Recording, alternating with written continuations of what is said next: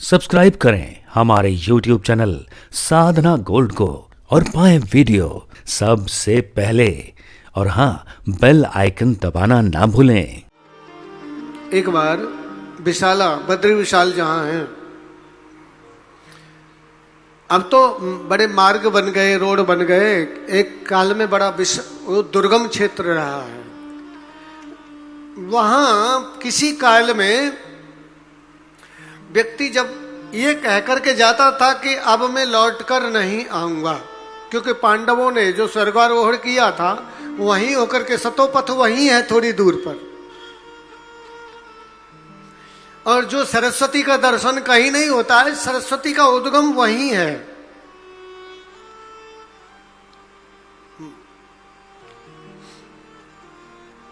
एक अलौकिक वातावरण है वहां का, प्रकृति का एक अद्भुत नजारा वहां देखने को, दर्शन करने को मिलता है। वहां पहुंचना भी थोड़ा दुर्गम है। कच्चे दिल वाले थोड़े रास्ते में ही घबरा जाते हैं, लेकिन अच्छा है, भगवान का भजन खूब करते हैं। ऊंची ऊंची पहाड़ियों को देख करके फिर नीचे गंगा जी की छोटी सी धारा दिखाई देती है, वो बड़ी सी धारा।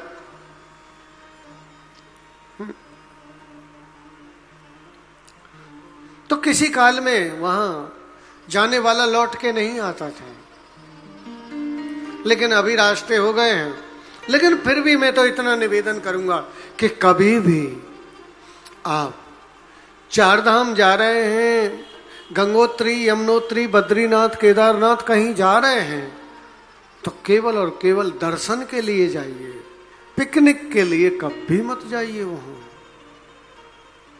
इस बात को जीवन के लिए लिख लेना कि कभी वहां पिकनिक के लिए मत जाना। वो तपस्या की जगह है, वो तप की जगह है, वो बहुत पवित्र संकल्प की जगह है।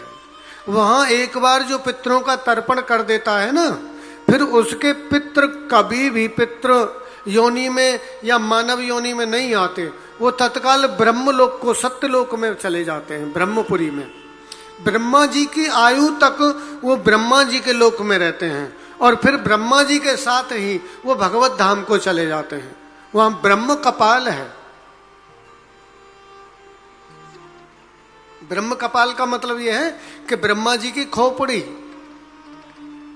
उस खोपड़ी में जिन पितरों का तर्पण हो जाता है, वो पितृ ब्रह्मा के लोक को चले जाते हैं।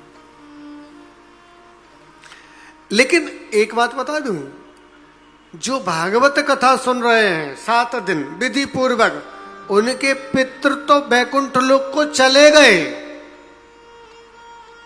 उनको कोई तर्पण की जरूरत नहीं है। भागवत कथा विधि पूर्वक श्रवण कर रहे हैं, अपने पितरों को आमंत्रित करके लाए हैं, साथ में स्थापित किया है, आसन दिया है, तो उनको कोई तर्पण की जरूरत नहीं है। उनका तो रियल तर्पण ये हो गया कि वो तो निश्चित रूप से सभी 84 लाख योनियों से मुक्त होकर के और भगवत धाम को चले जाएंगे। धन्यो भागवती वार्ता प्रेत पीड़ा विनाशिनी।